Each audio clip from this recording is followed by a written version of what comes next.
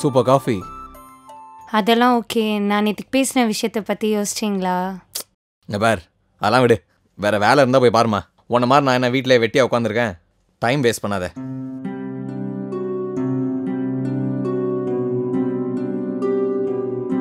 என்ன கோவமா? இல்லை, ஆனால் நான் எவ்வளோ படிச்சிருக்கேன். அதெல்லாம் எதுவுமே பிரயோஜனமே இல்லை. நான் ஏன் தான் படித்தேன்னு தெரில. உன்னை யார் அவ்வளோ படிக்க சொன்னது? எனிவே உனக்கே தெரியும் கல்யாணத்துக்கு அப்புறம் கரண்டி தானே. அதான் உன் தலையெடுத்து. அப்போ நான் வேலைக்கு போகக்கூடாது, அதானே உங்கள் முடிவு? அப்போ நீங்கள் கரண்டி பிடிங்க, நான் வேணா வேலைக்கு போகிறேன்.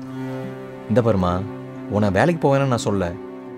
ஆனால் நம்ம குடும்பத்துக்கு அதெல்லாம் செட் ஆகாது. என்ன, ஆல்ரெடி டைம் ஆச்சு, நான் கிளம்புறேன். ஈவினிங் வந்து இதை பற்றி பேசலாம். ஓகே, பாய்.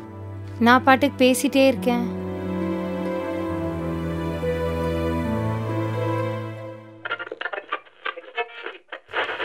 நீங்கள் கேட்டுக்கொண்டிருப்பது MOP சமுதாய வானொலி 107.8. இன்னைக்கு நம்ம பெண்ணே உனக்காக ஷோவில் பெண்களோட வேலை வாய்ப்பு பற்றி பார்க்க போகிறோம். கல்யாணத்துக்கு அப்புறம் நிறைய பெண்கள் வேலைக்கு போகிறதில்ல. இதுக்கு பின்னாடி நிறைய ரீசன்ஸ் இருக்கலாம்.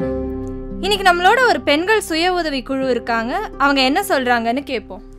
வணக்கம், என் பேர் சௌமியா. பெண்கள் சுய உதவி குழுவில் நான் ஒர்க் பண்ணிட்டு இருக்கேன். என் ஹஸ்பண்ட் முதல்ல என்னை வேலைக்கு போக.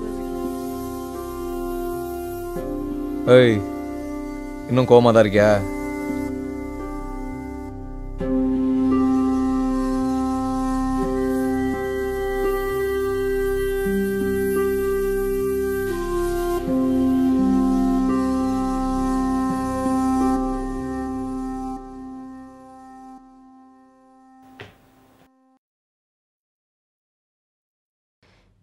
பெண்கள் சுய உதவி குழு கான்டாக்ட் 9444915796. நான் நிஜமாலே வேலைக்கு போவா? என்ன திடீர்னு ஒரு மாற்றம்?